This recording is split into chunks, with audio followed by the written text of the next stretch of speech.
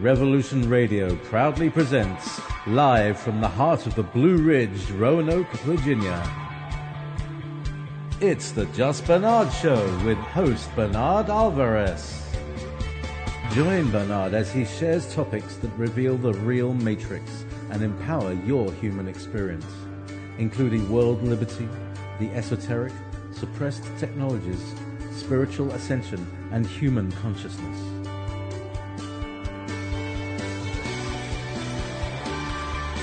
Humanity has awakened, and our time has come to realize our full potential.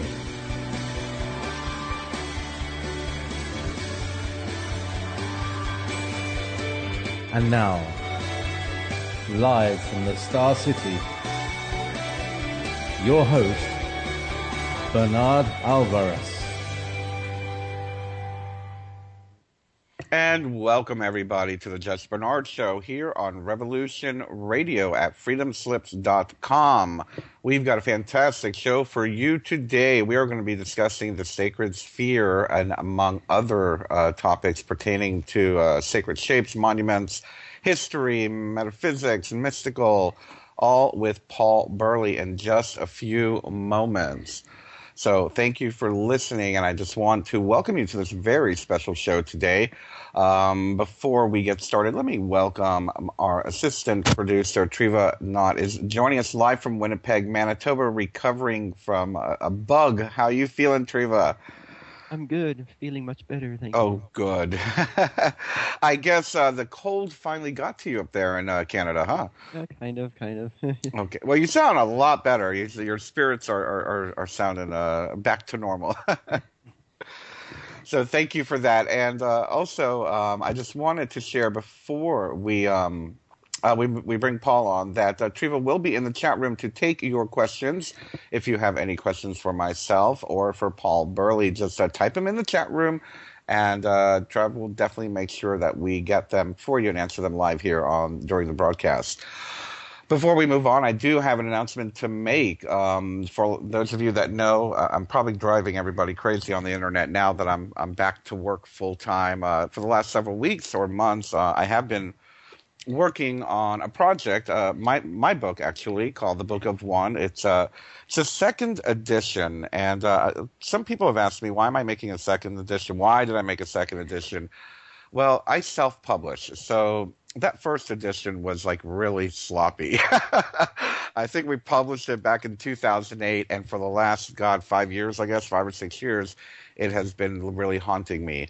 So several months ago, I decided that it was time to update the format, do some more editing, and add some additional material to it, and kind of bring it into the 2014.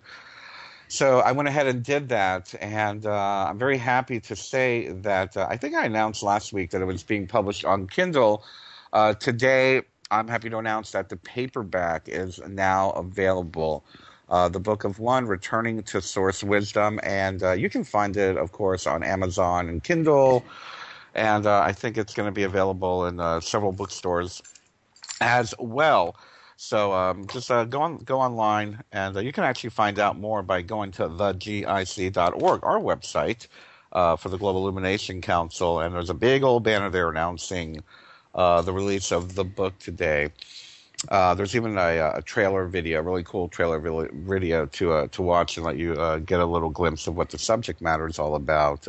It kind of is, not to go too much into it, but it is the inspiration of why I started doing what I'm doing. I had a very, very mystical experience using a shamanic vision quest 2 decades ago, more than 2 decades ago. And about 7 or 8 years ago, decided to start listening to the advice that was given to me 2 decades ago, and it changed my life.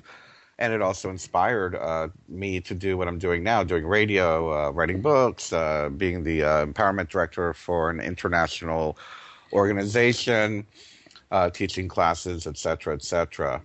But so if you're interested in any of that and you want to learn some of the advice that I was given, it's all in that book. And of course, I had to pick a mystical number. The price of the book is $11.11.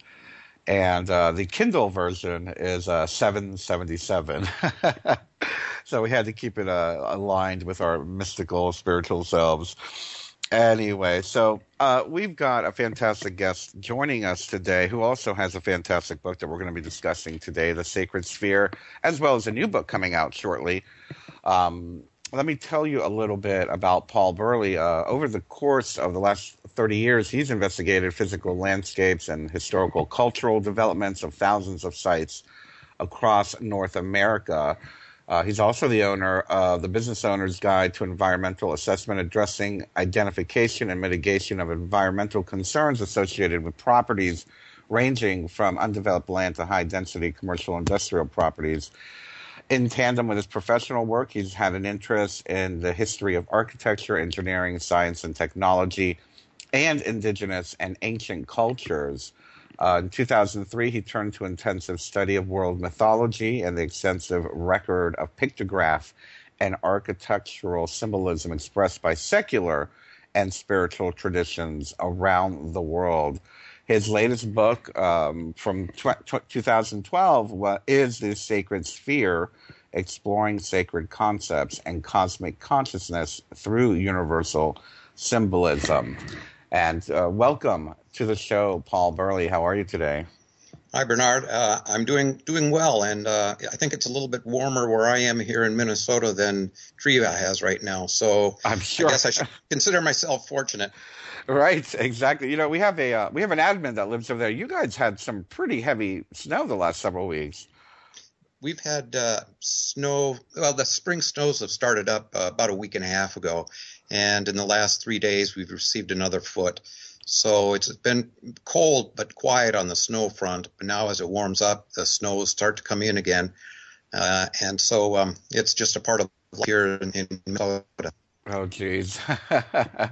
Well, I like I said, we had our first snowstorm, actually, our first real snowstorm last week. We got about 20 inches, which for Virginia is a lot, actually. And again, you know, today it's finally in the 50s, 57 right now. It's looking in my thermometer. I can't believe it.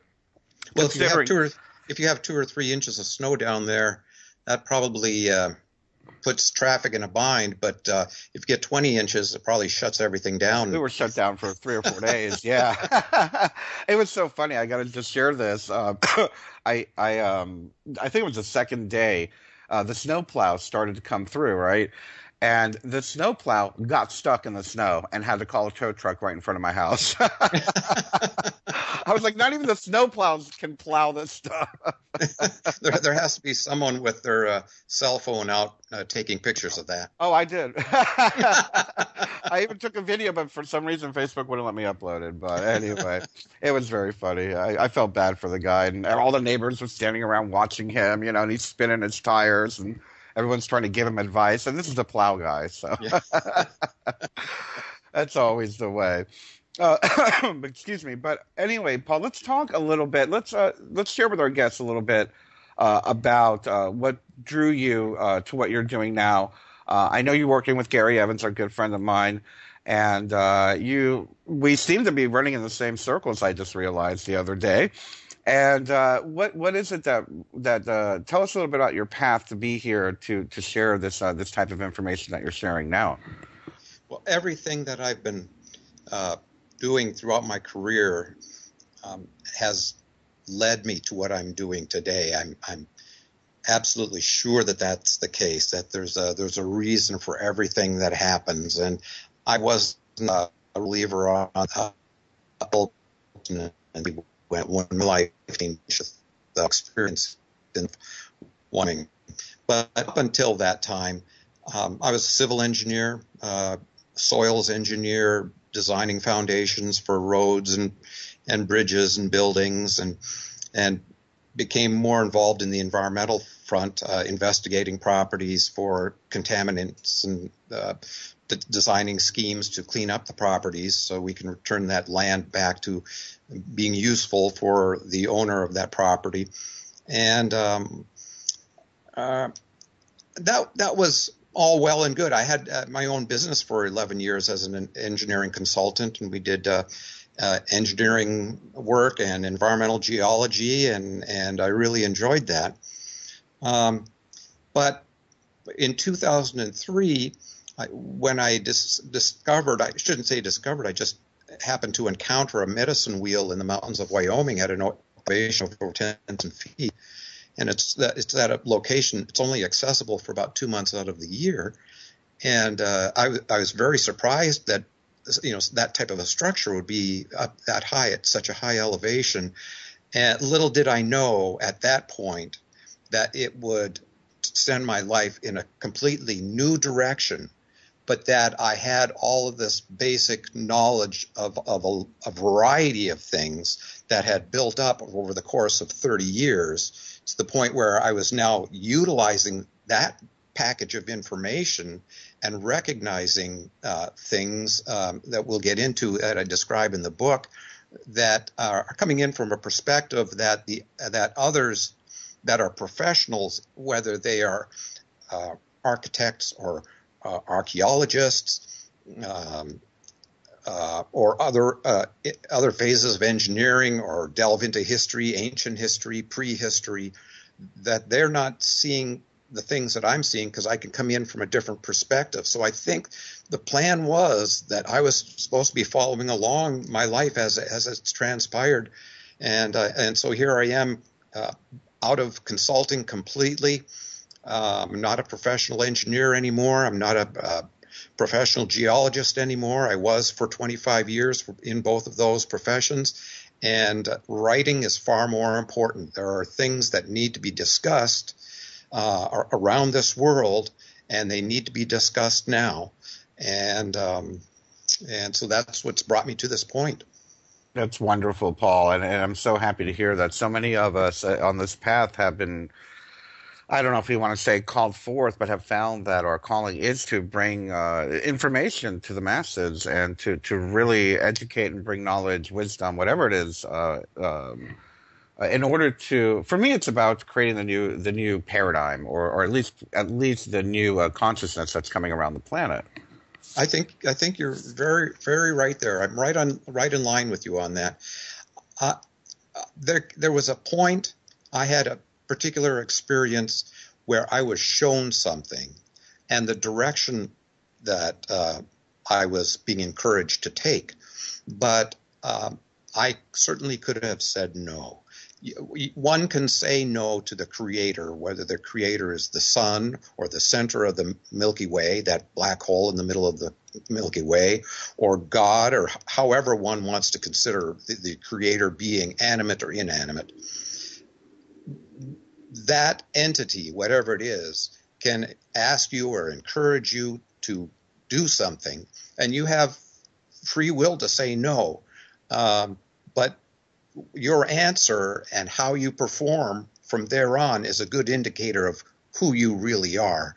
And it's very hard to say no when your path is laid before you. And this is why one is here, to perform those tasks. Excuse me. So, I couldn't say no. And, I have not been happier than I have been for the last 10 years doing what I'm doing, because it's fundamental. It's the information that I'm finding and delivering is far more important than any little engineering calculation that I could be doing for any structure or cleanup of the environment. As important as those things are from health and safety, the things I'm doing today I know are far more important and are interesting to many people. But there's definitely a reason for me doing this. I don't know why it's me, but that's the task I've been given. Isn't that fantastic? I as you're saying, I can't help but giggle a little bit as you're saying, you can choose to listen or not listen to that little inkling. I'm one of those people that I guess I got my calling a little bit too early and just ignored it.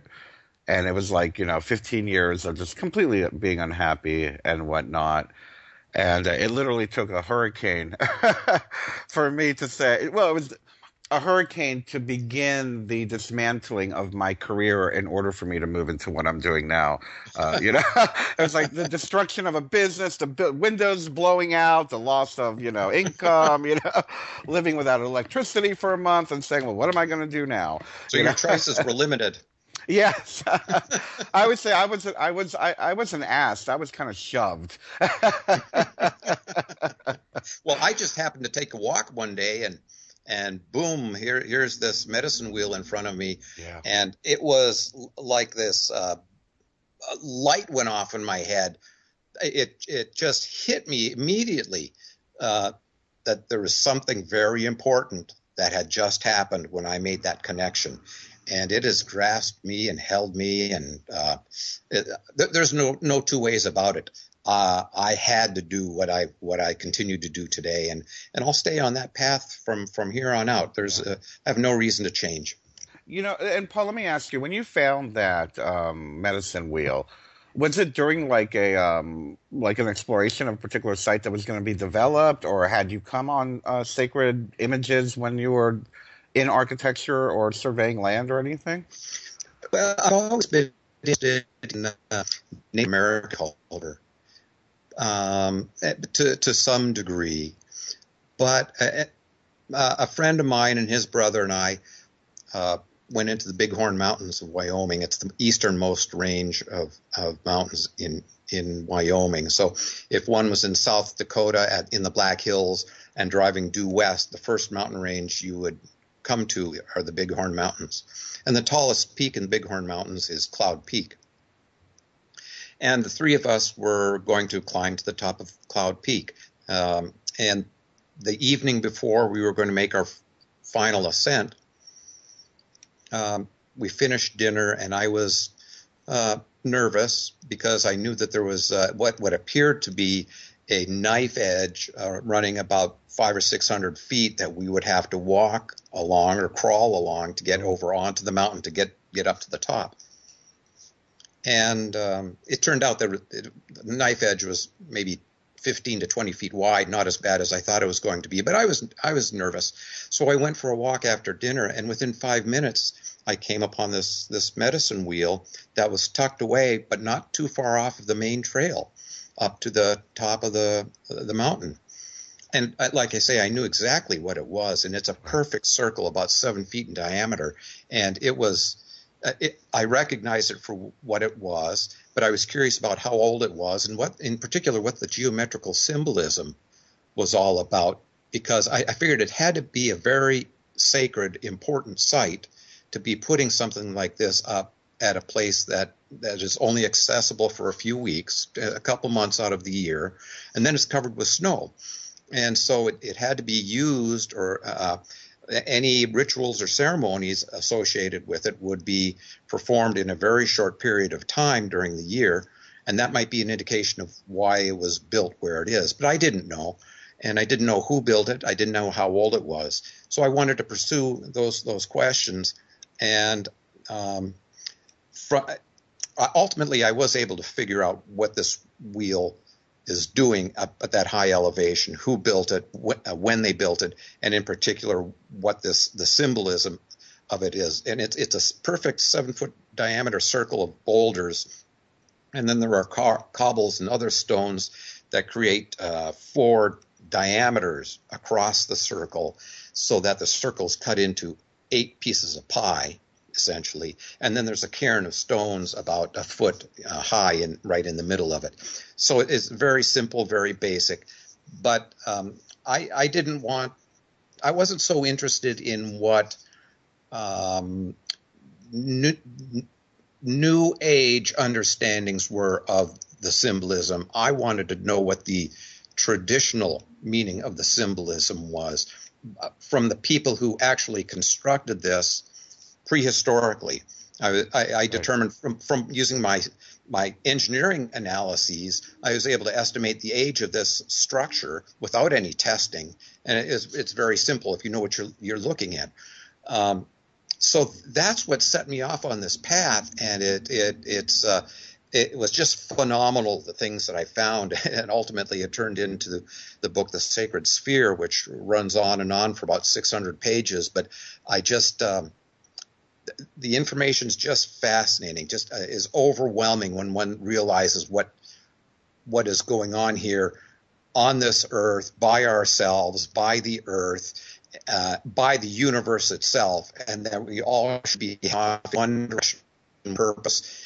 But here are some of us kind of running around like ants, bumping into each other and trying to do our own thing, and not organizing ourselves to be efficient and effective participants in the life cycle of this universe. That's sort of the big picture. Oh, I like that. Thank you.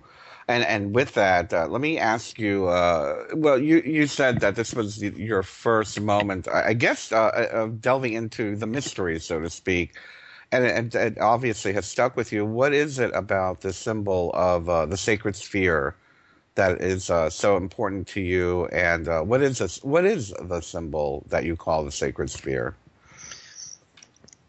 Well, I described the geometry, if you will, of this medicine wheel, and it's built the they live on reservation now, including Bud Reservation, a number of others. Paul, I don't mean to interrupt you, but you keep breaking up. Would you check your microphone connection, or sure, to see if maybe it's plugged in all the way? Yeah, we should be. It's kind of. It sounds kind of cool. It sounds like you're talking backwards, but I just want to make sure that everything's okay on your side. Okay. Yeah. Well, let me know if it's continuing here. I think everything is good here. Okay. I'm sorry. Go on. Yeah, no, that's fine. I appreciate you letting me know that. But these Indian reservations are the poorest counties in the United States. The kids that are living on these reservations with their parents and aunts and uncles are in just desperate shape. But it was the Lakota people that built this medicine wheel, and I estimate about 300 years ago. And so it's pre-Columbian or prehistoric, certainly, is before they encountered the white man coming across the northern Great Plains. So they built this round circular structure that, it turns out, has many sister and brother and cousin round circular symbols around the earth in all cultures throughout time. This just happened to be one of many that the Lakota constructed. Well, when you pull all of these circular symbols together, everyone is different than another, and the differences are related to individual cultures that may or may not have had interactions, communications with other cultures, but had no interaction with cultures, certainly that existed at different time frames or were halfway around the world. The interesting thing is, with hundreds and hundreds and hundreds of these circular symbols, all of them in totality are two-dimensional representations or facets, if you will, of very specific three-dimensional structure, a three-dimensional spherical structure.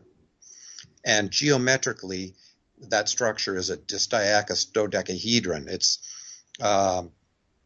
if people are familiar with a dodecahedron as one of the five Platonic solids, the dodecahedron has 12 pentagons, five shaped, a shape with five lines connecting. Put 12 of those together into kind of a spherical form, and you have a dodecahedron. Well, distiachous dodecahedron is the same thing. Each of the pentagons with four triangles in a diamond shape that form a diamond shape, and you put those in, and you've got four replacing each pentagon, so you end up with 48 triangles. And it is that geometry of that specific structure that is the mother, in a three-dimensional sense, for all of these two-dimensional circular symbols that across the board for thousands of years around the world are related to representing sacred relationships. And I mean relationships between you and me, us and the earth, us and the cosmos, and us and the creator. And each culture, again, had a different way of envisioning the creator. But those sacred relationships are the fundamental relationships that concern these sacred circular symbols every time. And they are all geometrically related. And I was blown away to find that, because the 5 Platonic solids are also at 3-dimensional structures that are directly derived out of this sacred sphere structure, this distiachous dodecahedron. But each of these 5 Platonic solids can't be derived from the others. But all 5 of them can be derived from this distiachous dodecahedron, which I call the sacred sphere. And if you were to make instead of the 48 triangles, if you were to blow it up into a spherical form, so each of the triangles is a little curve, you end up seeing that the sphere is then composed of 9 great circles in a specific pattern on the face of a sphere. And it's that geometry that then you can form all of these hundreds and hundreds and hundreds of circular symbols. But there aren't any other geometries that allow you to do that. And yet this geometry with 9 great circles around a sphere isn't discussed anywhere in the literature, in any culture. You don't find it discussed for Native American medicine wheels. You don't find Druids and New Agers and Christians and Hindus and on and on and on, anyone talking about this very fundamental structure. It just has not been recognized. I don't know why no one has looked at this before, and here I come along and find it. But wow. that's a major finding. We need to go on a break in just a few moments, but it's very fascinating. It sounds very much like, I guess what people would call sacred geometry. And it sounds like it's something that's intuitive within these cultures, and maybe you can share some more of that after we return from the break. And now, back to your host, Bernard Alvarez.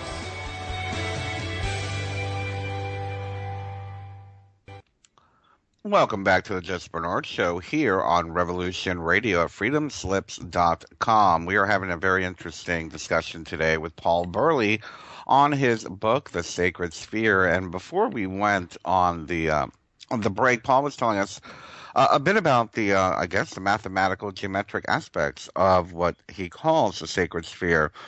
And Paul, I'm wondering, and I mentioned it just before the break, you said that many of these cultures seem to have, seem to know these formulaic equations, for lack of a better term. Is it something that they have shown to either have developed within each individual culture? Is it intuitive? How did they develop this understanding? Do you know any of that? That's one of the $64,000 questions. And first of all, I don't think it boils down to something that was very complicated. These people were not thinking mathematically. They were thinking spatially. So throw all the numbers out the window. What they were working with was the real world, the real universe that they could sense, they could touch, see, hear, feel. And you don't need numbers.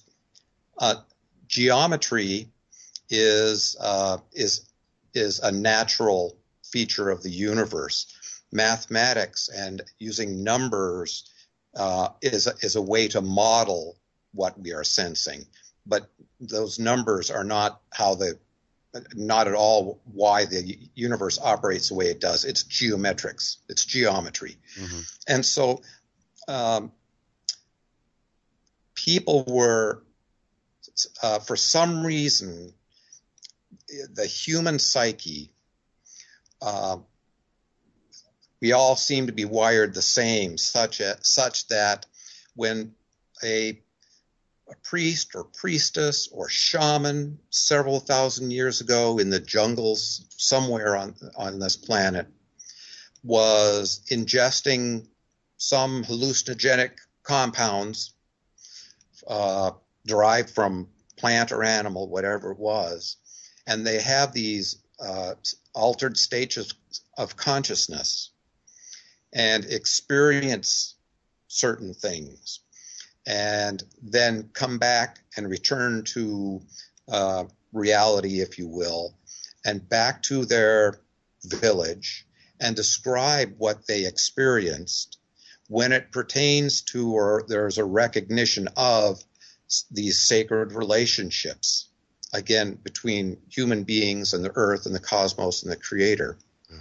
When there is an attempt to come up with a geometrical structure to represent those relationships, every time the circle is involved. Yeah. That's not that surprising in and of itself necessarily, but with the geometry comes into play with the different lines that will run across the circle to form radiuses or a diameter or a point right in the middle, or combinations of all of those. And they could be placed anywhere around that circle that one wanted to. But as it turns out, they're all the two-dimensional facets of the sacred sphere structure. And that just does not seem like it could be coincidental. There's something behind that. Now, why did you ask a $64,000 question? Because I come down to either it is just coincidental. I don't think it is, but that's one of the possibilities. Or it is, we're pre-wired for recognizing certain geometries as representative of certain ideas or concepts, and we all have this within us. It's just a matter of bringing it out under the right conditions. Or the third one is some type of a cosmic consciousness, Christ consciousness, whatever one wants to call this idea of this energy that connects us all around this earth and throughout the universe that we can tap into, and this sixth sense, if you will. And we can, if as an individual, if I don't know the answer to something, if I can get on a level where I can start to communicate with others that are in a different time, in a different place, and pull the information that they have and utilize it in some fashion, that could explain why all of these shamans are coming up with the same ideas too. Those are the only three options I can come up with. Now, the coincidence thing just doesn't work for me, because there isn't an instance where there's a circular sacred symbol that doesn't fit. So it's just that mathematically that just can't happen. So we're down to either we're pre-wired for this, or there's this cosmic consciousness that we don't have the physical contact. It's pure energy contact, and we can then make use of these energies and recognize certain symbols and representations of sacred relationships. Which one it is and to what degree, or if it's a combination, you got me there. I don't know. That is a great overview of trying to understand that. I can relate to some of that actually on a personal level, because I went through a lot of very intense training in shamanic practices and the use of quote unquote medicine. And it's funny how my teacher would say to me, the other world is the same for everyone. And it's very easy to maneuver it once you have an understanding of its layout. And that was in the sense of, once you've taken the medicine, you will eventually know, where you're going, what to stay away from, what to look for. And for me, what I got out of that was the idea, I guess, for lack of a better term, what Jung called the collective unconscious, that it is the same for everybody to a certain degree. Yeah. And if it consciously, when we're awake, we we tend to go off and do our own thing, and forget what is vital, what is fundamental, what is most important in our lives. And we get caught up with what we want to do with our lives, what we think is important to ourselves. Self-interest comes into play. And it's not until we back off from that, get into a quiet zone, and just open ourselves up to what is actually really around us and pay attention to that rather than ourselves, that we then start to see the bonds that are actually there, exactly what the type of thing that you're describing there. And so I think it's very possible that is a big part of why I'm finding what I am finding geometrically. Here's an interesting one for you. The shape of the universe itself in 4 dimensions, the 3 dimensions of space, and then you add in time. Right. The four-dimensional shape of the universe appears most likely to be in this very same geometrical shape of the distiachus dodecahedron, or this sacred sphere structure. Now, suddenly that suggests that, well, then maybe everything is fundamentally of that geometry. It's not a sphere, it's not a triangle, it's not a cube. It's 9 circles in a specific pattern, all wrapped around a particular point in space. Pick any point in space, and you have 9 circles rotating around it in a specific pattern, and that is the fundamental geometry of the universe. And so I thought, well, maybe at the most fundamental aspects of energy, when you get down to photons and electrons, can they express that same energy? Well, remember a year and a half ago, the super collider in France, there was an announcement that the God particle had been discovered. Yeah. Okay. And that was essentially taking 2 protons, and they fired them at each other. And when they hit, there's a tremendous amount of energy that was released, and four particles or waves were released, 2 electrons and 2 photons. The interesting thing to me is when you look at the pattern of motion of those 4 particles as they came out of that explosion, the geometry that they're expressing is an aspect of the sacred sphere geometry.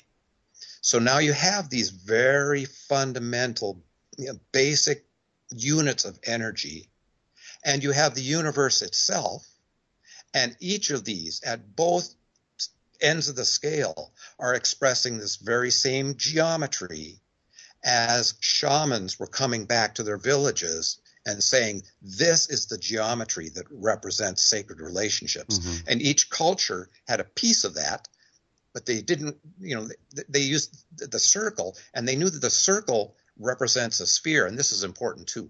Circular symbols represent spheres. They're not just circles. And that is an extremely important point to take home.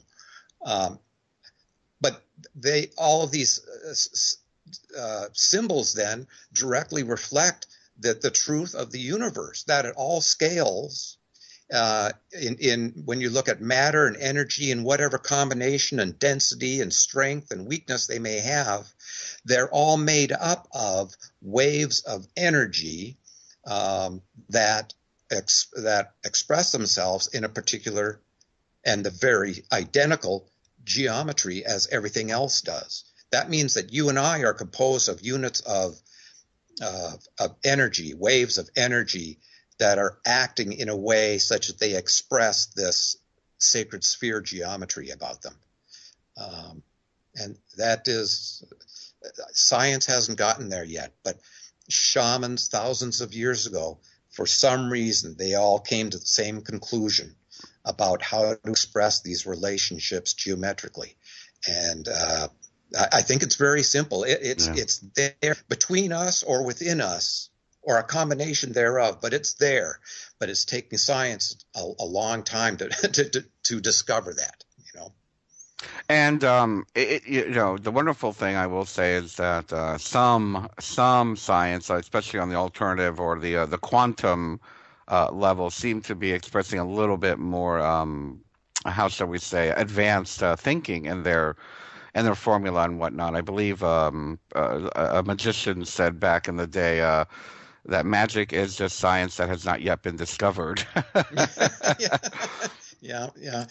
Until there's the evidence for it. Yeah, when the scientists realize, when the scientist first realizes that the fundamental geometry of everything in the universe is the geometry of the sacred sphere. They won't know anything about the sacred sphere. They'll call it the John Smith geometry, because that's the name of the physicist that finds it. And they'll announce that they have discovered this. And I say, no. It's the rest of humanity is waiting for the scientists to catch up on this one. And the scientists won't buy it until they have discovered it and they have evidence to prove it to themselves, because everyone else is already convinced. Or if they don't realize it, they can experience a consciousness that will express these geometries. I'm confident of that, and history and symbolism for thousands of years demonstrates that that's the case. I feel a certain sense of, how shall we call it, serendipity with what you're talking about here. This morning, my meditation of the day was on the divine and science. And if science were to literally discover the God particle, or to come up with it, that they would corrupt it, that it just wouldn't be the pure divine essence anymore. And it's exactly what we're talking about. Well, when science does recognize this, it truly will be the first intersection between science and the sacred. Yeah. Everything is going to come together at one point, and we're going to find that there isn't a difference there, that these are two different ways to get to the same point. One is very difficult because you've got mathematics involved. Right. The other one is purely spatial. It's energy and space. It's descriptive. It's qualitative. But science is quantitative. They're grinding the numbers, and if the numbers don't pan out, then they go off and look for another model.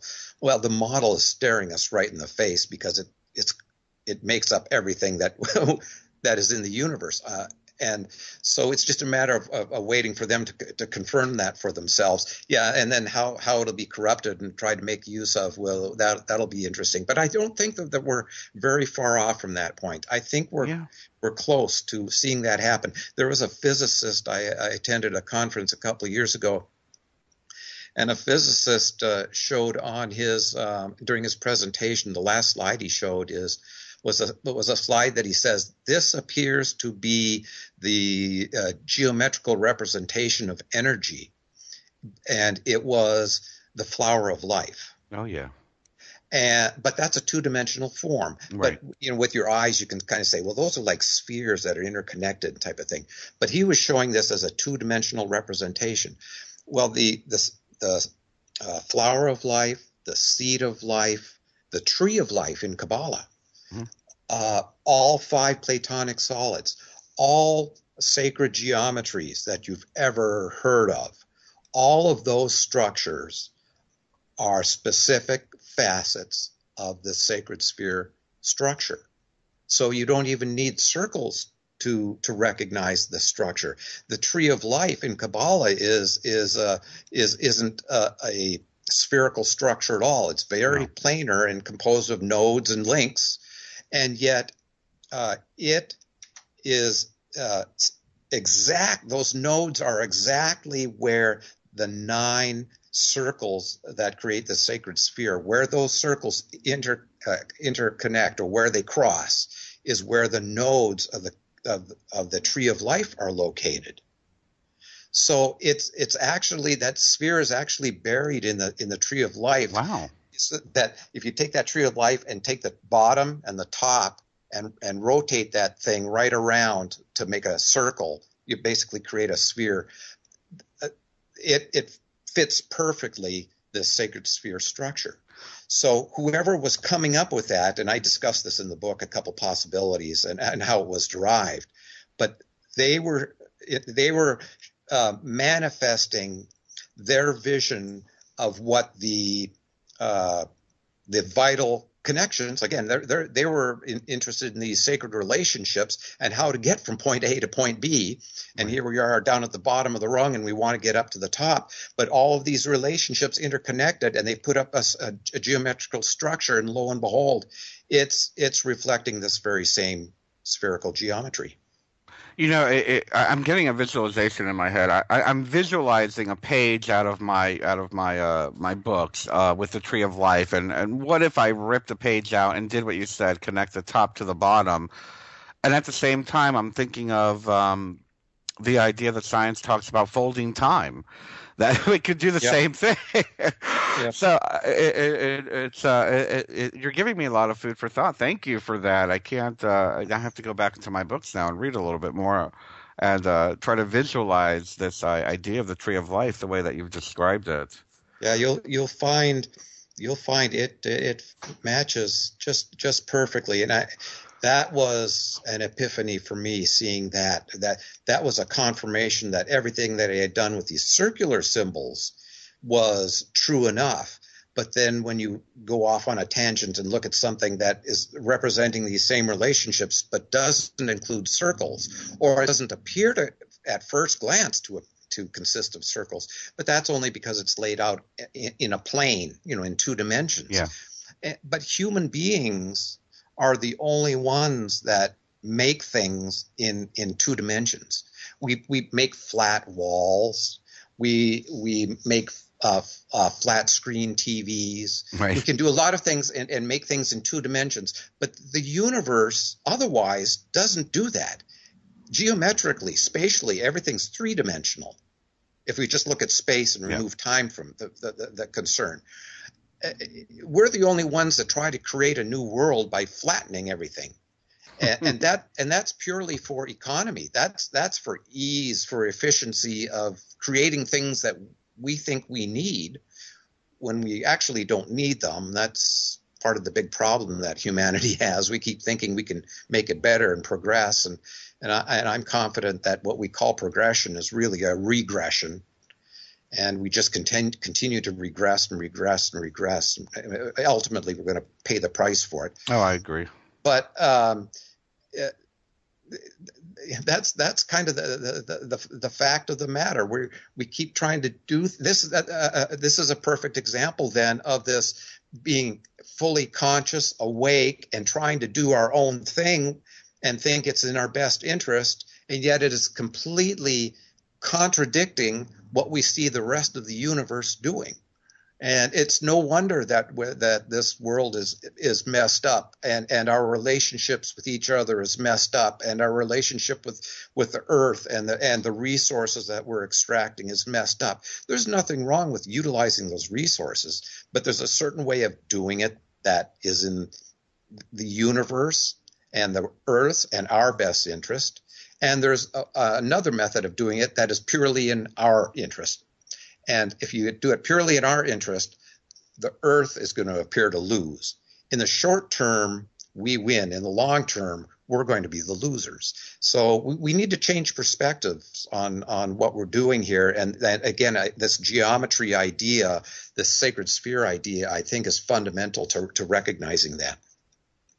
Absolutely, and I can't agree with you more. I mean, I feel like I beat my head against the computer screen every day trying to share that message of this is not the way it is, and the reality of the necessity to I don't want to say returning. I would like to look at it as evolving into a place where earth is sacred, life is sacred, not necessarily in the old superstitious ways, but in a new enlightened way, that life is sacred, whether it be the minerals, whether it be the resources of the earth. It's not necessarily moving backwards, but it's moving forward to the next level of our evolution. We're going to be coming up on a break in just a few seconds, and when we return, I know we've talked about the sphere and we've talked a little bit about the geometry, but I'd like to know a little bit more about sacred geometry when we return. We'll be right back with Paul Burley. And now, back to your host, Bernard Alvarez.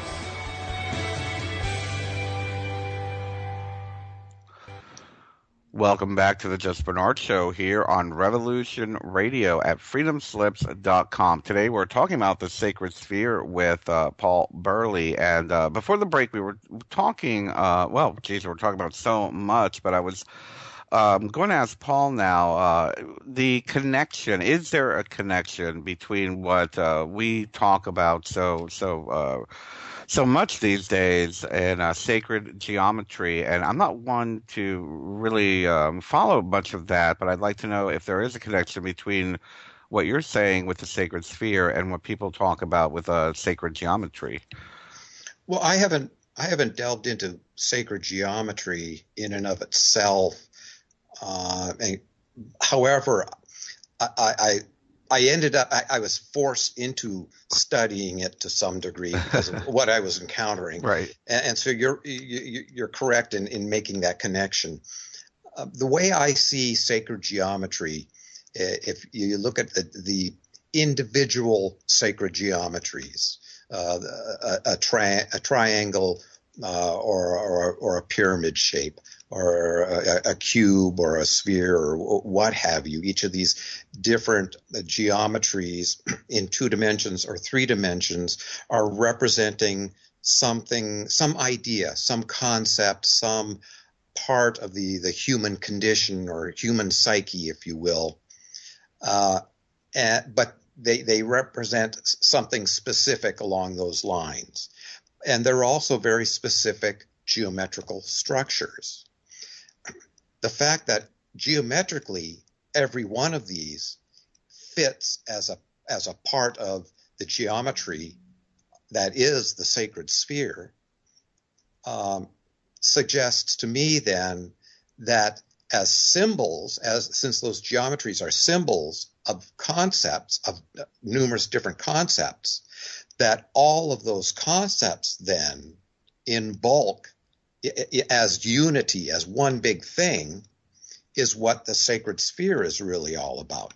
That it isn't about my relationship with you, but it's my relationship with you and everyone else that's on this planet, and you and everyone else that's on that planet, and everyone else on this planet with everyone else on this planet. You know, it's everything everywhere at all times. That is what this geometry is really all about, and it's expressed, or we are able to capture a piece of it and recognize it, and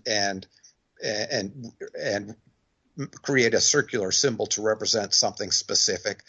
But no one has yet gotten to the point where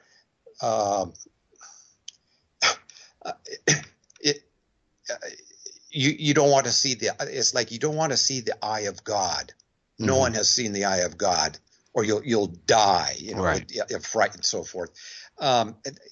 We will never see everything in our lives. Maybe once we pass, we'll recognize it all. But as human beings, we are slipped little pieces of it at times, and we create ways of expressing it and communicating it amongst ourselves. But the whole ball of wax there, in order to recognize that and realize what it all means, requires everyone coming back together and gathering all of their information together as unity to figure out what it's all about. And now that I think about it, maybe that's what the internet is moving towards. Yeah. All of this information that everyone has and continues to gather at an amazingly increasing rate all the time. Maybe it's headed towards that direction. I don't know. I guess that would be the closest I could think of finding a way of getting the information or communication to fit the geometry. I'd have to think about that a little bit. Right, I understand. I can't help but think of there was a commercial. God, this is the TV upbringing that we all had. There was a commercial back in the 70s. That was a shampoo commercial, and I can't help but think of what you're saying as this commercial where it showed, and what if you told two friends, and they told two friends, and they told two friends, and then it showed like 1,000 people on the screen telling two friends, and it just shows, for me, that kind of relates to the connection that we all have, and the information, and how easily we can start not only describing but acknowledging that connection with the everything, because we are basically connected with the everything. We are the everything. Yeah, talking about the commercial makes me think of movies where you look at in the future. The future is always shown with human beings in lines, all wearing the same clothing, all doing the same thing, and the structure is very rigid because it has to be very efficient and effective to take care of everyone. So nobody can deviate from what is expected of them. And yet that is so contradictory to what the rest of the universe is doing, where it's very fluid, very natural. One just recognizes what one's role is to play, and one plays that. And yet it's this George Orwell 1984 idea. The new world order, we all fear it, yeah. But we can't wait to get there because life is going to be better. No. So but the more and more I've been looking at this, and I'm going into my 11th year now since coming upon this medicine wheel.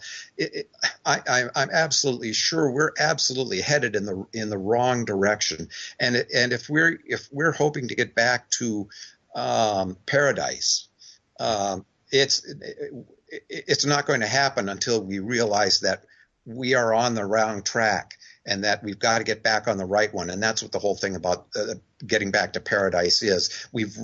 Someone recognized thousands of years ago that we are not we're playing the roles in this earth that we're meant to naturally play out. And I don't mean that we all have to be hunter-gatherers again. No. We could. That's an option, but we don't have to be. But we need to be functioning not in our own self-interest, but for each other's, that we're all connected. Yeah. I was just going to jump in and say that as you're saying this, I can't help but feel a passionate response in that. One of my main messages that I try to share with I don't want to say my fans, my friends that listen to the work that I do, is that the most important thing for me to get across is for us to learn how to listen to our higher self, quote, or our intuition, in order to bring about who we truly are, and that the quote unquote new world order is an external control mechanism, perhaps, like you said in the movies, the Orwellian type thing. It's an external wrong path, like you're talking about, but that we will have that paradise that you speak of once we do learn to listen to our intuition, to our higher self, to be genuine and live genuinely. Now, the funny thing is, and I don't know how much aware of the propaganda that goes on in the media, that even in alternative media, this whole fear of the New World Order, as prominent as it is, also espouses a fear of the mystical. So I'm like, okay, well, we're never going to learn our intuition. We'll never learn to be able to communicate with our own higher selves and live genuinely if we keep living in this fear of that which is mystical. And it's funny how the whether it be alternative media or whether it be mainstream media, how this has perpetuated the circle of just chasing our tail, so to speak. Yeah. Well, the universe doesn't operate rationally, but we tend to see something or hear something, and before we react, we think about it. It goes in information goes into our brain. The little mouse runs the wheel in our brain, and we decide what we're going to do, and then we act. And rather than just let it be a fluid reaction that we don't have to think about something, we just do it. That's what animals do. That's what plants do. They just react to whatever the conditions are and just continue moving forward. You don't see a birch tree deciding that it needs to be a spruce in order to have a better life, or a dog needs to become a cat. There's no progression going on here. We're the only ones that are trying to progress and evolve, or recognize that there can be evolution, and therefore that's what we want. That our bodies are built for 40 to 45 years at best in a natural system. That's what the body is built. That's what it's capable of. Right. And then in 1900, civil engineers come along. They introduce chlorine in water, and just like that, life expectancy goes from 45 up to 65. We've just put an extra 50% of lifespan onto the body that it wasn't built for, and we forced ourselves into a medical system that is very expensive, because now people expect that they can live to be 65, when just decades ago, only 5 on average. And we are in the 70s, and the latest reports are saying within 20 years we could have people that could be born with a life expectancy of 150 years. Well, I don't want to have a body that can live for 45 but can be forced to live 150. What's the quality of life? Life for just to have life is not the reason for life. The reason for life, like I say, is it's fundamentally it's communication, and that's what energy does. It communicates with itself and other parts of itself to accomplish something very extremely important, and that is the maintenance and survival of the universe. I'm quite sure of that. That the universe isn't concerned with what people want. The universe is concerned with what the universe wants, and everything needs to be working in accordance with that. If we operate in accordance with looking out for everyone else and not ourselves necessarily, then that doesn't mean that we're all going to live under a Russian communism baseline lifestyle. It means that we're all working together for the betterment of everyone. And it truly can be a paradise if we get back to living as we were meant to be living on this planet. But there are people that are realizing this, obviously, and there's a number of us around, but and it's growing every day. But it's going to be a long time before ultimately the political machinery and the economic machinery that's running this earth realizes that, hey, there's a better system here, and it may not improve the economy, and it may not make me a better man, a more important, more power over others, but we'll all be happier for it. That's going to take a little while. Yes, exactly. And it just amazes me how, the whole idea of, cooperation, co-ops is a great example. How wonderful and how thriving we could live as a culture if we were all to subscribe or ascribe ourselves to that type of a system of what you just described. The idea of living for humanity instead of, I don't want to say against humanity, but for ourselves. It's almost the idea of, I talk about all the time, living in service to others versus living in service to the self. And the rewards that come back from that is a cleaner planet, a cleaner house, a cleaner neighborhood, more food. It just goes on and on. The benefits that seem to grow exponentially as we start looking into that type of a model. And I can't wait to see it happen. I attended I invited to a Native American Sundance, and I participated in the Sundance. And there was an experience on one of the days that I don't want to get into the details of, and I can't prove what I experienced, but I know that 250 other people that were there all experienced the same thing. So this was not an hallucination. This was not something I dreamed up of and thought I experienced. This happened, and it was truly a miracle. But the bottom line was, the message was, you are here to serve others, to help others, not yourself. Don't take care of yourself, because others are going to take care of you. You're not going to be left behind, because we're all working together to help each other. That was the message, that we are here to the Bible says Bible doesn't say sacrifice, it says suffering.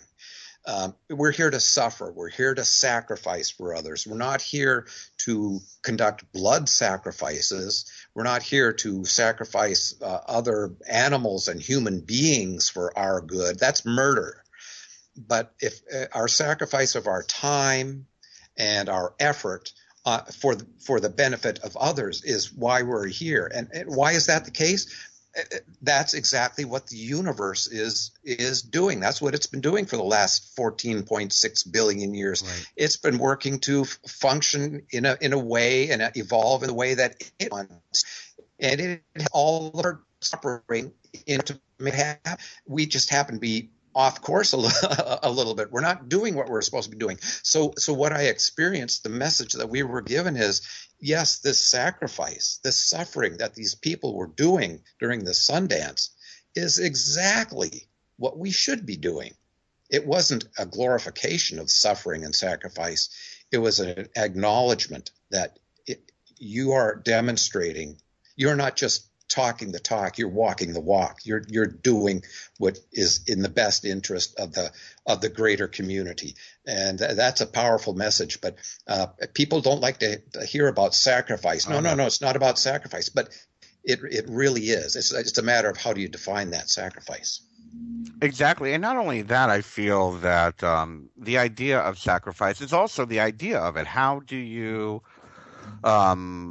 align yourself with that sacrifice? Is it a sacrifice? Is it aligning with something that you know is for the greater good and you do it joyfully?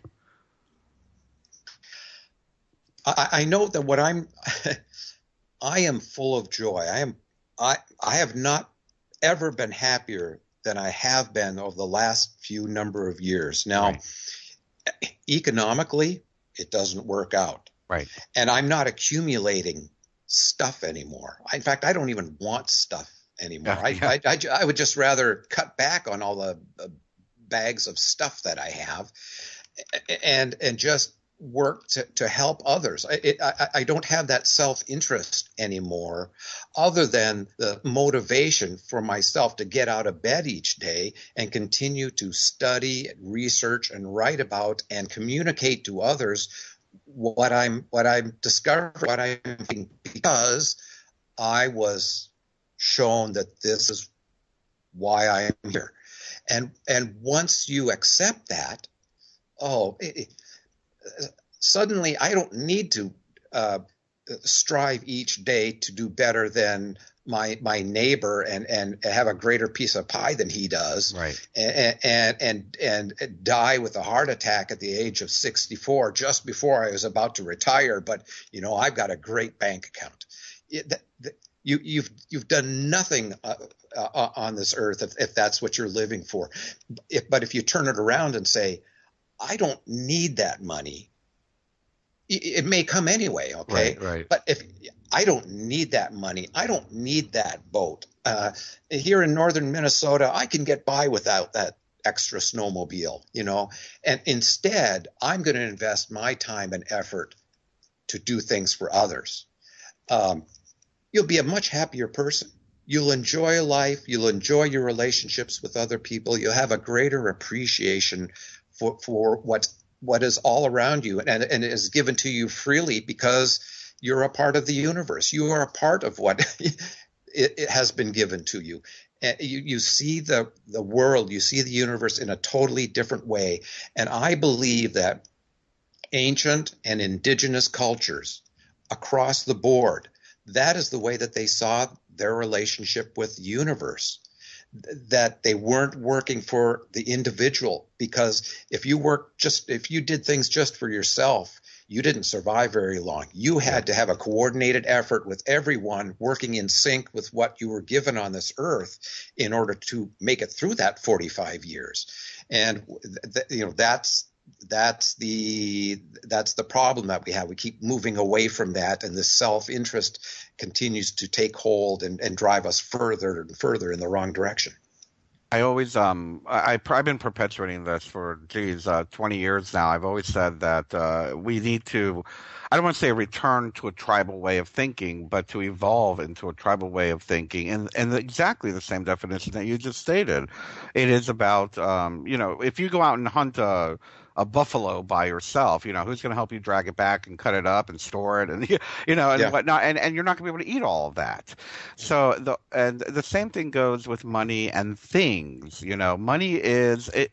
I had a very good friend of mine very concerned that she spent all her money for the month, and I said, well, you had the money to spend. Be grateful. That's what money is for. It's not to hoard. What good is hoarding money if you're not going to spend it for the things that you need to have in this life or that you want to create in this life? It was, I believe they were creating a business. I said, well, you used it to create a business. That's wonderful. These are the old ways of thinking still coming through.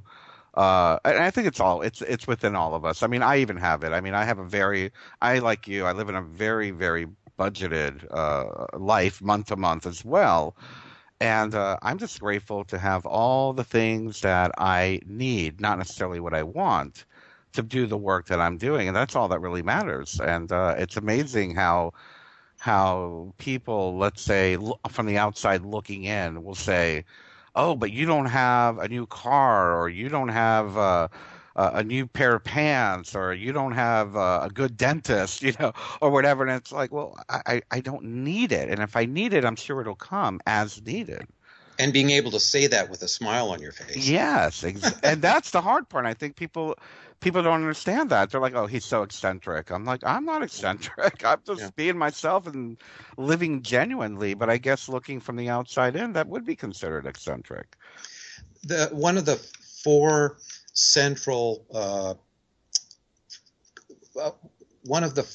characteristics or virtues of a person highly regarded in traditional Lakota life is generosity.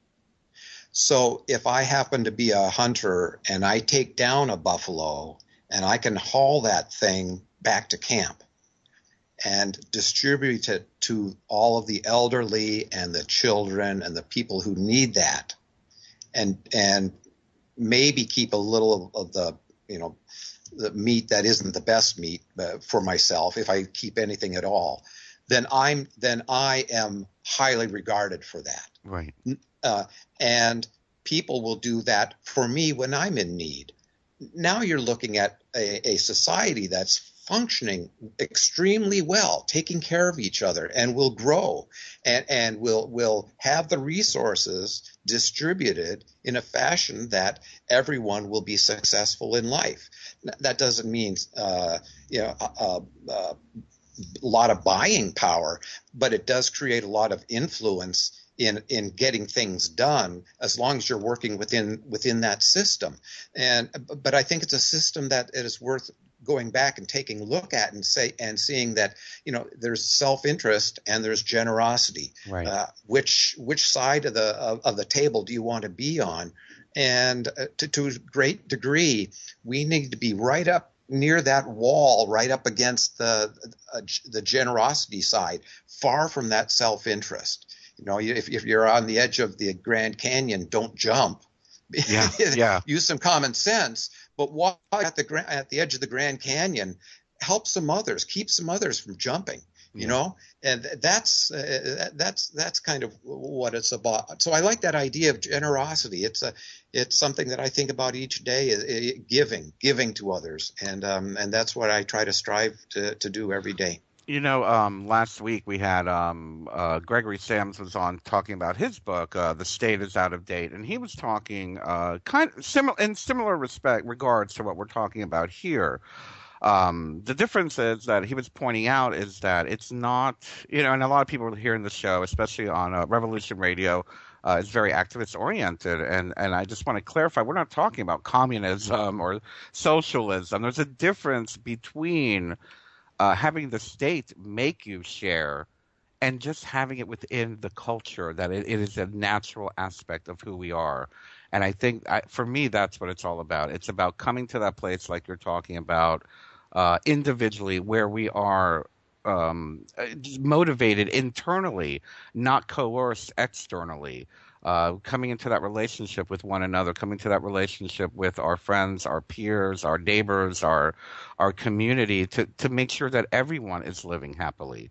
That is exactly it. Yeah, that is right on the mark of where we should be trying to strive toward. Exactly. And well, let's see how long it takes to get there.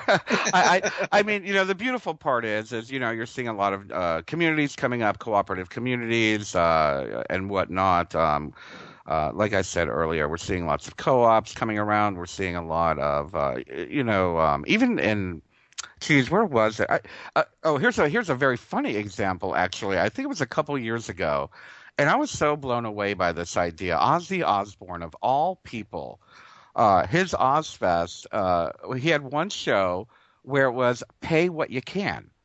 And I was blown away by that. Oh, no, wait, I take it back. It was free. It was free, and he just charged the vendors for being, I guess he charged them a little extra to be there.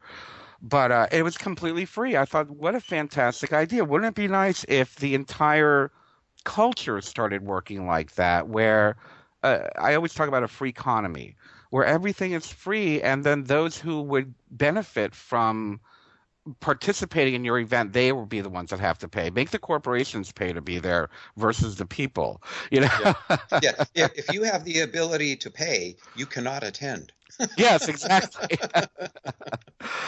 But I was blown away by that idea. And of all people, I was like, oh my God, Ozzy Osbourne is doing this. But anyway, we're getting ready to come up on a break here in just about 20 seconds here, Paul. I want to talk a little bit about where we can get your book when we come back, and also about your new book, because we're all fascinated with Stonehenge, and I know you've done some research there, and it does pertain to the idea of the sacred sphere. So when we come back, we're going to talk a little bit more about that. You guys are listening to the Just Bernard Show here on Revolution Radio.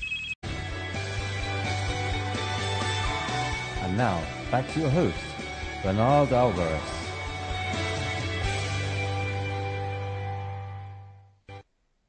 And welcome back to the Just Bernard Show here on Revolution Radio at freedomslips.com. We are having a fantastic discussion today with Paul Burley on, well, everything from spherical shapes, sacred geometry, political systems, and it just goes on and on and on. And as we're rounding up here now in our last segment, I wanted to ask you, Paul, a little bit. First of all, let's share with everybody, where can people find your book, The Sacred Sphere? Where is it available? Well, it's on the well-known circuits out on the internet, at Amazon.com and Barnes & Noble and so forth. But there's a wealth of information on my website at Paul D. Burley. That's D as in Donald, pauldburley.com. And you can purchase the book there and read a number of articles that pertain to the book or based on concepts in the book, and a number of articles and videos that pertain to other tangential but important aspects of what the sacred sphere is all about. And so people are certainly welcome to spend some time on the website too and take a look at the other information that is there as well. Absolutely, and I just want to share with everybody. I spent some time on your website, and I love a website like yours where you click on one thing and it makes you want to learn more about something else, and you click on something else, and it's a rabbit hole experience. So I really enjoyed your website. Thank you very much. A lot of information there. A lot of information. Now, your new book is going to be about Stonehenge, but let's talk about how perhaps Stonehenge is a circle, And is Stonehenge a sacred sphere, or how do you perceive Stonehenge to be as far as a geometric or sacred pattern? Once I recognized that circles from a sacred spiritual standpoint across the board around the world, circles are representing the spherical form, and it's that spherical form that is representing these sacred relationships. Once I understood that, looking at Stonehenge, it's inherent in its architectural form what its purpose is. And it's not just about the sun rising on June 21st and the light shining in from a particular direction and everybody gathering on the inside of the henge so they can watch the sun come up. In fact, that's the exact opposite of what people should be doing. If you want to participate with that structure as it was intended to be, have a relationship with people, one should be doing the exact opposite. So it is Stonehenge. You can think of it as the equator, and there is the northern hemisphere and the southern hemisphere. The northern hemisphere is the cosmic dome, and the southern hemisphere is the Earth itself. And so here we are on the surface of the Earth at the equator, halfway between the zenith in the sky and halfway to the bottom of the sphere. That is the structure. Now, I know that because looking at all other sacred symbols, this is exactly the same as all these others. And one other point, I was meeting with some professors at Lakota College several years ago, and I mentioned my book, and I said one of my findings was that all of these circular symbols are representing spheres. And one of the elders looked at me and he said, we've been trying to tell people that for 500 years, but no one will listen. So even today, we look at this circle with a cross through it as a medicine wheel and the four quadrants, and think that this is the answer. It's the four animals and four colors and so forth. Four elements and stuff. It's much bigger than that, and but it starts with realizing that circular symbol that you can draw on a piece of paper is representing a spherical structure, and suddenly that invites all three dimensions of the universe. And once that object starts to spin or move, now you're introducing time, and you've captured not only all of space, but everything that's happening, everything that will happen, and everything that has happened, all within that same space. So that is a part of what Stonehenge is all about. It's that recognition that any point in space can represent the center of the universe, and that the center of Stonehenge just happens to be a location for that, and that's where the structure was built. And the structure then calls you out to recognize that you are at the center of the universe, sky above, earth below, and this is where you live. You are participating in this entire structure. It is all around you. It is centered on you. Of course, it's centered on everything else in the universe. That's key to recognize. It's not self-interest. It's the sacrifice, suffering for others, because everybody else is at the center as well. I forgot who said it. I want to say it was like Sun Bear or one of these writers from the 80s talking about the sacred center or maybe it was Joseph Campbell, talking about the sacred center of the universe, how many cultures talk about that. And he said the same thing, you are the sacred center of the universe. Yeah. I have a sacred center within me, and each person does, as does a little ant and the largest elephant has a sacred center within it. It is at the center of the universe. And geometrically, when I was referring to the shape of the universe, a four-dimensional sphere actually isn't a sphere. It looks more like a donut, if you will. If you try to envision what it might look like in four dimensions, it looks more like a donut. But because of that shape, and because of time allowing things to interact and move through that space, each point is actually at the center of that space. So indeed, we are all at the center of all the action that's going on. We are not at a different place, relatively speaking, than anyone else is in this universe. And it's funny how many people would have a very difficult time relating to that using the, I guess, the external senses and or our ego mind. Yeah. And that seems to be where the work needs to be done. Yeah, I think it's, again, getting back to using rational thought rather than a natural thought where you don't even have to think about what's going on. You just experience it. And the key to life is experience and getting out and having relationships with everyone and everything that you can in a way of sacrificing and giving of yourself for the betterment of everything else, rather than standing back and calculating what your next move is. Because if you're doing that while everything is moving along, you're falling behind.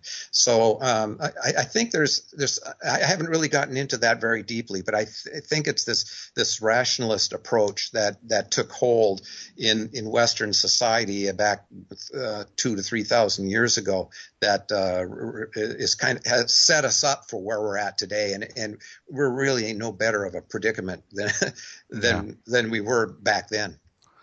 Yeah, it's funny.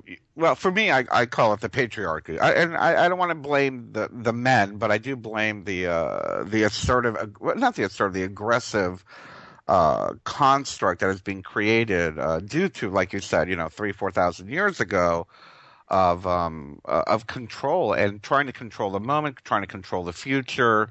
Many people in the activist world talk about how the New World Order is trying to control the future, and I'm watching a series on TV right now on the Italian Renaissance and the Pope and how the church tried to control everything, and it's just absolutely it's brought us to this particular chaos that we're into at this moment. And I find it, though, on the bright side, how beautiful it is that so many now are listening to shows like this, reading books like yours, and are learning, relearning, or unlearning to live from the center and learn how to really, I don't want to say act, but it's kind of, for me, not to get too metaphysical, it's almost as if we align ourselves with the flow of the universe versus directing it, we will live much better and enjoy. Like you said, we fall behind when we're trying to control. Whereas if we align with the flow, we kind of like keep evolving in a beautiful way. And I think that's another key to Stonehenge. You brought up some good points about this dualism between the masculine and the feminine, and how everything should be working together. Stonehenge is an architectural form that is striking in and of itself, but the fact that it has this tremendous symbolism associated with it, when you don't use a rational approach to understand it, but allow the symbolism, the natural symbolism that is inherent, that we can understand ourselves innately, let that take hold, then one understands what Stonehenge is all about quite easily. And it does involve the masculine and the feminine. It does involve the earth goddess and the sky god. Mm-hmm. Those are important, not only players in the working of Stonehenge, but actual elements of Stonehenge. They actually participate in Stonehenge. They are part of the structure itself, which has not been recognized before. And so the book that I'll have out at the end of March goes into that detail in showing that when you understand this sacred sphere geometry, the purpose of the architecture of Stonehenge, it just falls out like very well cooked chicken. That meat just falls off the bone. It just here I am. This is what I'm all about. It just lays out very, very simply. And but the book goes beyond Stonehenge. I spend much of the time talking about the landscape of Stonehenge, because Stonehenge is the central feature of an area that comprises about 14 square miles of monuments that were built over the course of about 2,500 years. And each of these monuments is a sacred structure in and of itself and has a different geometry to it. And yet what I found was that there are certain monuments that were built at about 5,500 years ago. So this would be 1,000 years before the megalithic structure of Stonehenge was built. There are certain structures out there that were placed with intent at specific locations, because that part of Salisbury Plain became a symbol in and of itself as a map of the cosmos. The archaeologists aren't even close to recognizing that. Yeah. They're still trying to figure out what the heck is Stonehenge, this monument, all about. But so I've discovered which of those monuments are, what that structure was that was created. It's basically just a matter of simple surveying, lay this thing out. And but again, it's spatial. It's not numerical. You don't need to run models and mathematics to figure out what it is. If you just look at it spatially, in other words, this is where my engineering comes in again. As a surveyor, I recognize, well, this is just a matter of surveying and using basic information that the archaeologists had already gathered. Archaeologists are still trying to look at alignments between 2 points and figure out which star is going to rise at the horizon. And if it's the right star, well, that must be what the alignment is all about. That's not even close to what's going on there. It does involve alignments, and surveying does involve alignments. That's key. But it's not individual stars. When you look at the context of Stonehenge, not as its own structure, but all of these hundreds of them, now it's not just the sun and the moon and a particular star. It's the context of the cosmos. The cosmos is laid down on the ground there. And so with that understanding, once you recognize that context and understand the symbolism of that, now you could go to the individual components such as Stonehenge, and sure enough, the sun comes into play, and the course of the year comes into play at Stonehenge, because that's what it's all about. But another element, another monument out there may not be concerned with the sun or the moon specifically at all. There's another feature that's important to it. So just because one size does not fit all. Just because there's an alignment with the sun with one of them doesn't mean they're all aligned to the sun or they're all aligned to a particular star. And so the book will show that that's the case. When it comes out, I expect that it's going to create a buzz. I hope it creates a new paradigm in our understanding of Stonehenge, because I'm absolutely sure of what I've found, and I'm going to transfer over to the UK for at least 6 months, if not make it a permanent move. We'll see how things go over there. But I want to defend myself, because I think there are people in the academic community that are going to say, who is this unknown American coming over and telling us what right what this is all about? And I just happened to be the one that discovered it because, again, a different perspective on this. But I'm sure of my findings, and the conclusions are right on the mark. And I hope that the book has enough detail in it to satisfy people that question that. And I can't help but bring up this aspect, and I know this isn't very scientific for me to say, but I've always felt that it was, the whole area was kind of a symbolic model of the cosmos. A great example, and this is how I got to this. This happened to be it's very strange how intuitively I picked up on this. Now that you're bringing it up, about 15 years ago, I was very involved in a magical order, so to speak, and when I created Sacred Space, here we had a room that had all the symbolism of all the universe and the elements and all whatnot, and the altar was in the middle of the room. And when we created Sacred Space, I always made sure that whoever was participating with me, that we visualize a sphere. And when we were working at the, quote unquote altar, it almost felt as if we were driving a bubble, through the universal landscape. And of course, it was our consciousness.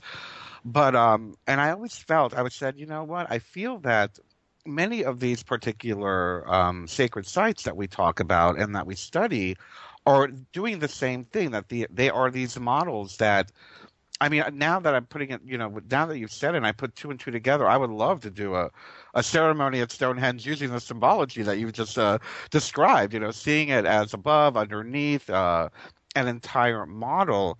And I just wonder how many other people, and again, this is not very scientific to say, but how many other people intuitively can pick up on the idea that this particular place is not just a solstice clock, Right. Yeah. It's a very important piece of what that structure was built for and to represent, but it's not everything. And that's not the only thing that's associated with.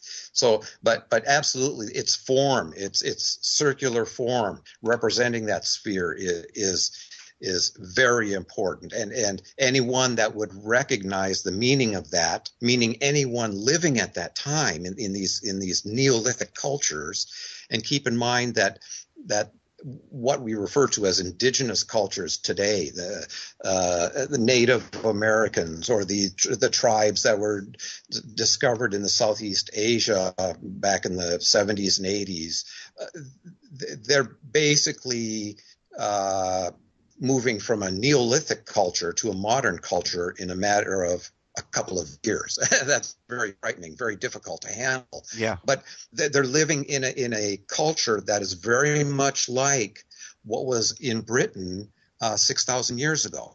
And so if you look at it from that standpoint, Native Americans knew that the sun was at the center of the solar system, and that the solar system was going around the center of the galaxy.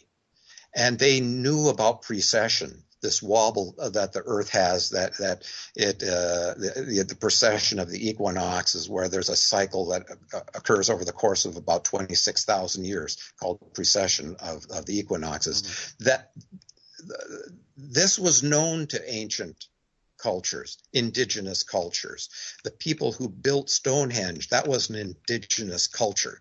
They're very similar in many, many aspects as Native American cultures. So Native American cultures for me are an excellent example of what the people would have been like back 6,000 years ago when they were constructing the sacred landscape around Stonehenge. Wow. Paul, we've only got one more minute on the broadcast, and I was just wondering if you in 10 seconds or less, what would be your message if all of humanity was listening right now?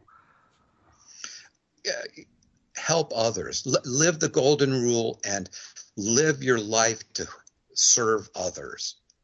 That is, if no one else does it, if you've done it, you've done what you were here to do.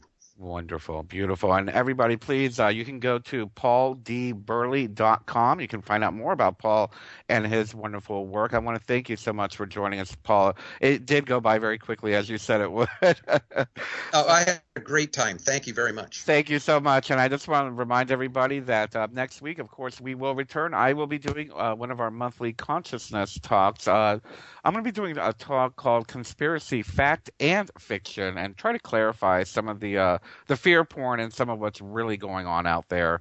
So tune in with us here on the Just Bernard Show next week here on Revolution Radio. Thank you, everyone, for listening. We love you very much. There is no denying the world is awakening. We see it in the global uprisings and demonstrations of the people around the planet and the new way of thinking and living that is arising naturally within each one of us and our communities. I have been a major player in this global shift and movement for over 20 years and have helped tens of thousands of people around the world change their lives and find their voice in order to help create the paradigm change we so desperately need. Join me here at Revolution Radio on the Just Bernard Show every Tuesday at noon Eastern Time for 2 hours of powerful interviews and discussion with some of the most influential visionaries of consciousness, alternative media, and suppressed knowledge. We promise to reveal the real matrix and empower your human experience.